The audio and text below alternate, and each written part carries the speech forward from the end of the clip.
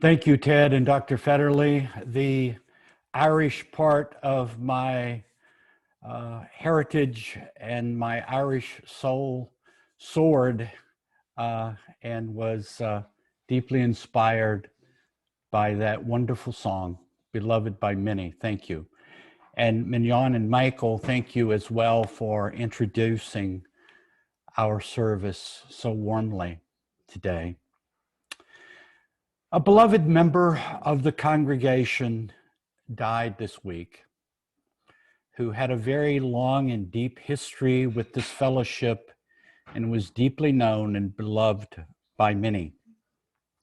Our chalice lighting this morning and the reading is dedicated to the memory of Ernie Smid. I'd like to read a poem by Merritt Mallory. When I die, give what's left of me away to children and old men and women. And if you need to cry, cry for your brother and sister walking the street beside you. And when you need me, put your arm around anyone and give them what you need to give me. I want to leave you something better than words or sounds. Look for me in the people I have known or loved. And if you cannot give me away, at least let me live on in your eyes and not your mind. You can love me most by letting hands touch hands and by letting go of children who need to be free. Love doesn't die. People do. So when all that's left of me is love, give me away. May Ernie's remembered life be a blessing to us all as his presence abides within the soul of this fellowship. We will hear more later about Ernie later in the service. I would now like to turn to our opening words as we begin today's service. Let us be mindful in this moment that every day last year has been like living in the eye of several hurricanes. We have been beset by enemies of liberty within and out, enemies also of democracy within and out. We have been beset by an attempted coup, a deadly pandemic, extreme political divisiveness, psychological warfare by foreign governments, economic distress and imperilment, physical and emotional and psychological isolation, and fear, always fear. Let us take a moment to breathe. We have been in a dreadful storm too long. But these storms are passing. The sunlight is breaking through. Some of us bear scars and wounds from what has happened. Some of us have not made it through the storm. But be clear with ourselves and one another. We are entering a time of hope. Challenges lie ahead of us, most certainly. But today, as we live and breathe in this moment, the world we inhabit is vastly different than only 2 months ago. In this context, I am thankful and deeply appreciative that today we continue a months-long exploration in our services on the important subject of covenant. I look forward to continuing this dialogue with you in a moment. May we return to Mignon. Thank you to members of our leadership who read the covenant. The covenant that this fellowship created is really a beautiful one, and I think a remarkable achievement. And Emily, thanks to you for that lovely story that was so true and so real, and was a deep lesson that intersects with my sermon today, and I appreciate that. And congratulations to all of you who might be attending the service today, because you are a part of a very elite group of UUs that actually can manage to deal with daylight savings time and show up for the service on Sunday. So I congratulate you. I'd like to share with you a story about a man named James who had a very significant impact on my life in many ways, but in one of the ways he impacted my life is by helping me understand the significance of the concept and the practice of covenant. Years ago, when I was serving my first UU parish congregation in a southern city, I was heavily involved in social activism and with the interfaith community and the nonprofit community and with the political activist community of that city. Sometime around the mid-1990s, a young black man was shot and killed by police in that city. And we are now all too familiar with the phenomenon of members of the black community being treated in a brutal way and deadly way by officers of the state. When this happened, there was a shockwave sent through the entire community. To many, the officers' procedure of stopping this vehicle and searching the car of this particular young man was highly questionable. This was a young man about 18 years of age. He was always impeccably dressed. He was a stellar student. He had a great future in front of him. He was much beloved by his peers, by his friends, by his church community, and he was really thought to be a great guy by everybody who knew him. And so when he died at the hand of a police officer whose procedure was dubious and under a lot of suspicion, it created a firestorm in that city. And in this particular city, there was a very close relationship between members of the leadership of the nonprofit community, the interfaith community, the business community, and the political community.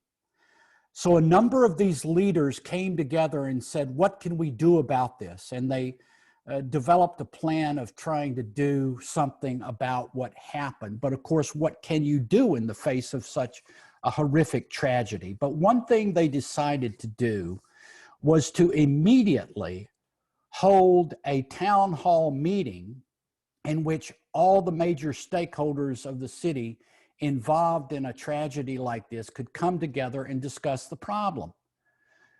So literally within 2 or 3 days, a program was scheduled in the PBS studios, the local PBS studios of the city, to have a town hall meeting. Now, I was invited to come to this town hall meeting. There were about 120 people in attendance. And I was invited because I knew some of the people that had put this together. But to draw a picture of this scene, on the stage, there were about 6 or 7 representatives of different important stakeholders. There was a representative of the NAACP, a representative of the mayor's office, a representative of the district attorney's office, a representative of the news community and the media community of that city. And there were other people, totaling 8 in number, who were very well known and represented important institutions. In the audience on the front row, on the right side of the stage, as you're looking out from the stage, on the right side, there were 2 rows of police officers. And all the top brass was there, and the sheriff, the chief of police, was in the front row on the center aisle seat. To the left side, facing the stage, was about 5 rows of black clergy, members of the black clergy. And the rest of the audience was composed of people like me, people who had been active in the community. Bear in mind that there was outrage in this community when this meeting was called. So the meeting began to transpire live in the PBS studios of this city. And the first hour, there was 1 hour of programming, and the first half hour consisted of people on the stage speaking to this subject, talking about it, bringing up ideas of things to do that could make this better, bring healing, make sure it didn't happen again, and so on. And then the people on the stage, were talking and reacting to one another. And there was someone who was facilitating this, a newscaster, was facilitating the whole thing. In the second half of the program, anybody who wanted to say or ask anything from the audience was allowed to, and the facilitator was down on the floor with them with a microphone, going around to everyone who wanted to say something. And the first wave of comments came from the black ministers, and they had a lot on their mind. And despite the rage and anger many felt, it was a good meeting. And it was clear that there was a will in that community and among the leaders to try to do something to address this. And the police, as I said, were very bountifully represented in that. Well, everything went very well until the last 5 minutes. And the audience had sort of run out of questions.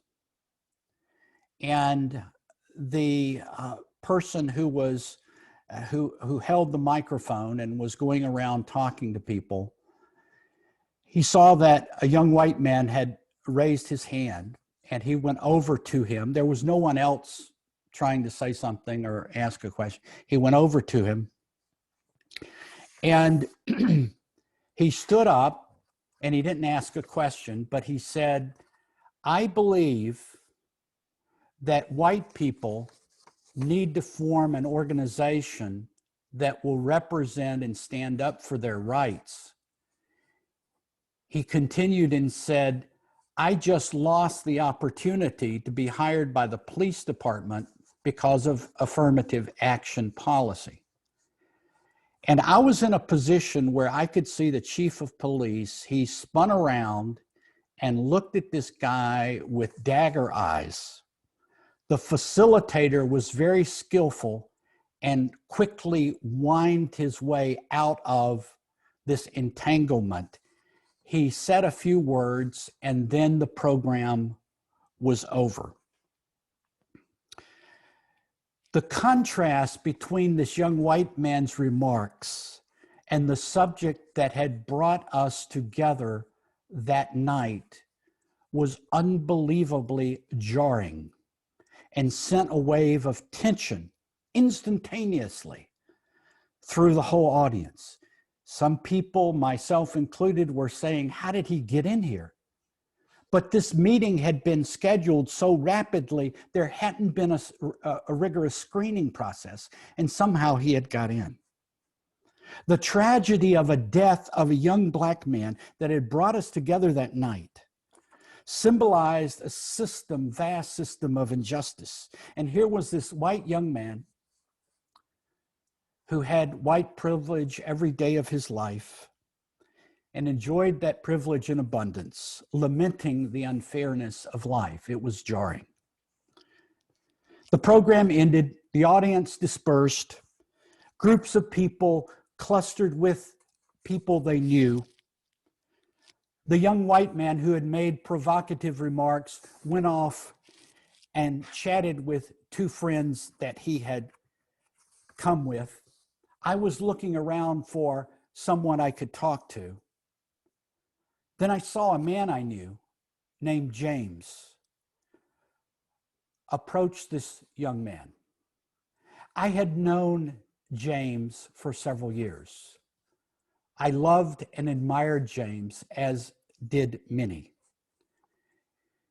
He was a black man who worked for a almost all-white company, a telephone company, back when people used something other than cell phones. And he had a very unusual job. He was their goodwill ambassador.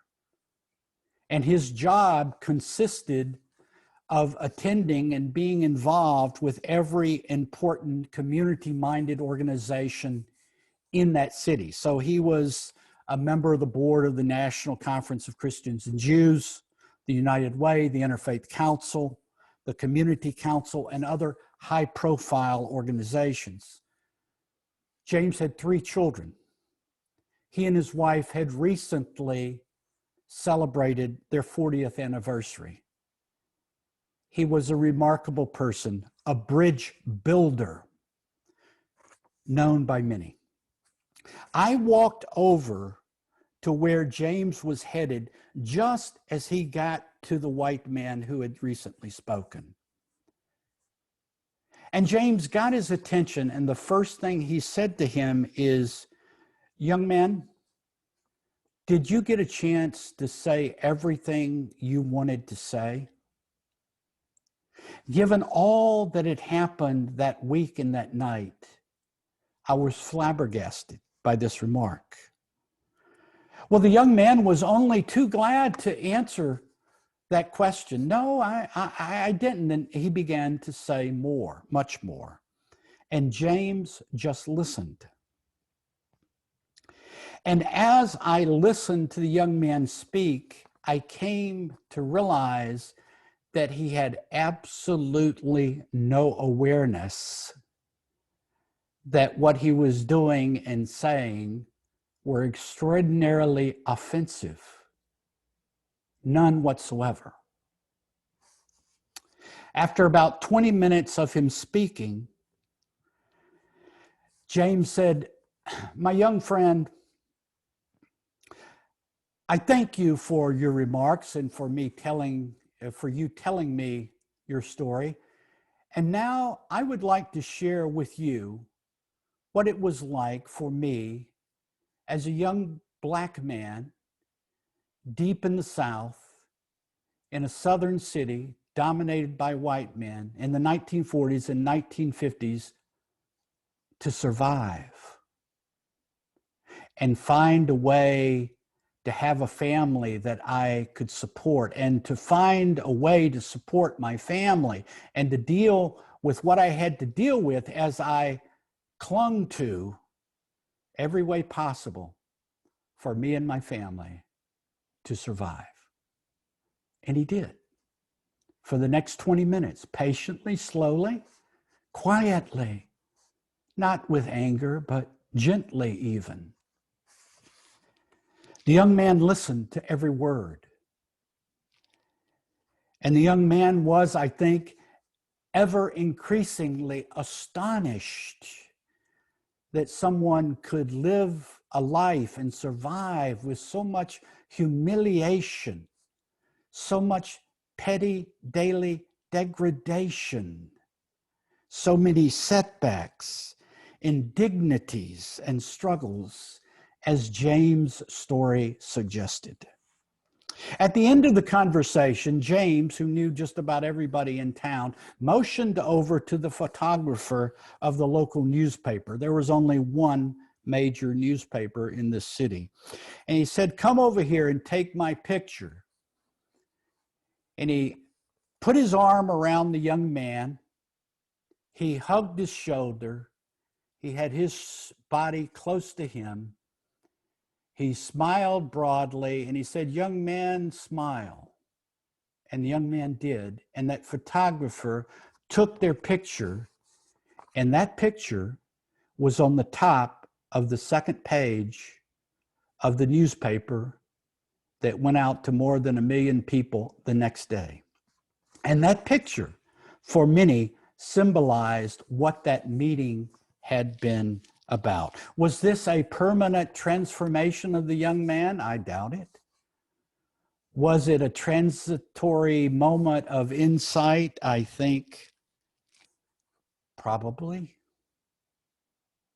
Now, everybody in that meeting who had talked earlier of community and fellow feeling had, after the meeting, gravitated towards people like them.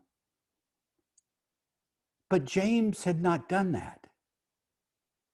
He had gone towards the one person who in that whole group could have been defined as his enemy.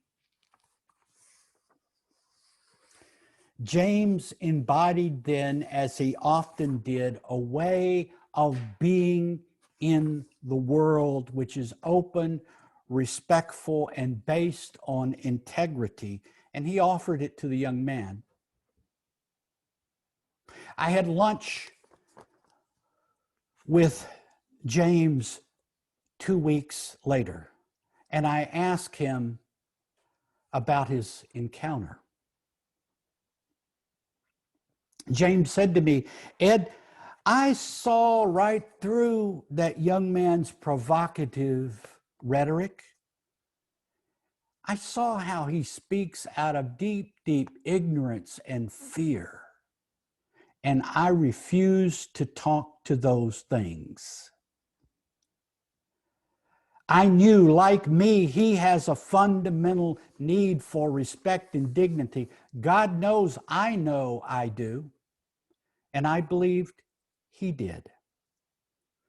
I am a religious man, Ed, as you know." And he poked aside. He said, "I know that might be hard for you as a UU to understand. But my faith teaches me that we are taught to treat one another with respect, dignity, and compassion, even when we think the other person does not deserve an ounce of that. It's part of our covenant of life, Ed. It's how we live."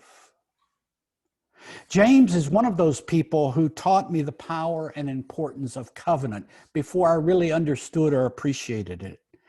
And I hasten to implore you not to be afraid of that old word, covenant, for it can be viewed in a religious, non-religious, Buddhist, humanist, and any framework.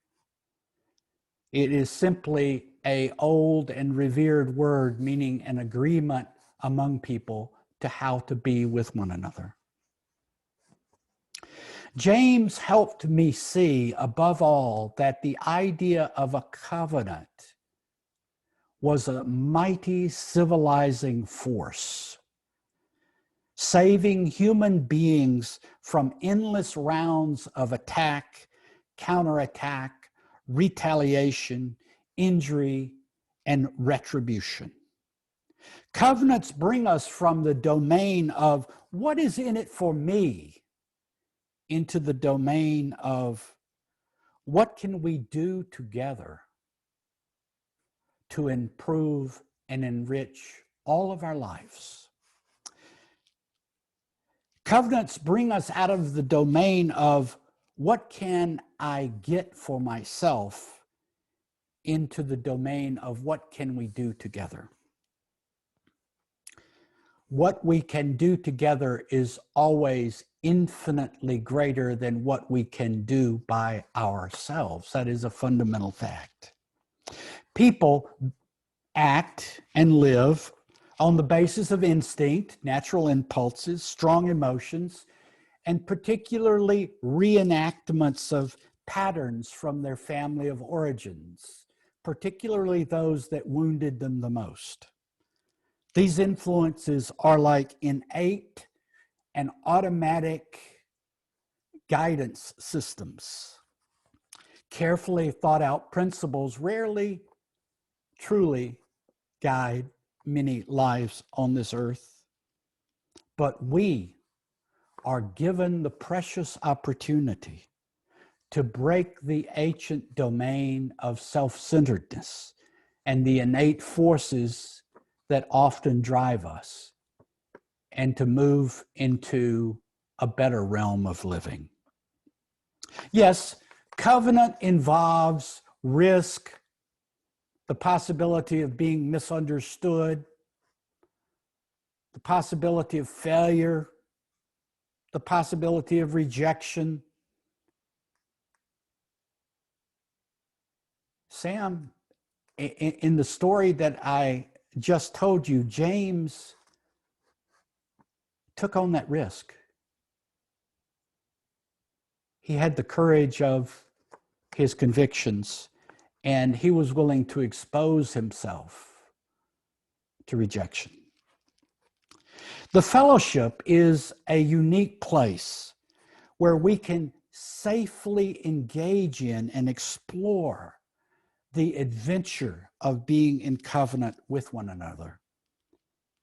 That is why I am so profoundly thankful that the Committee on Ministry has encouraged this month of our reflecting upon the covenant.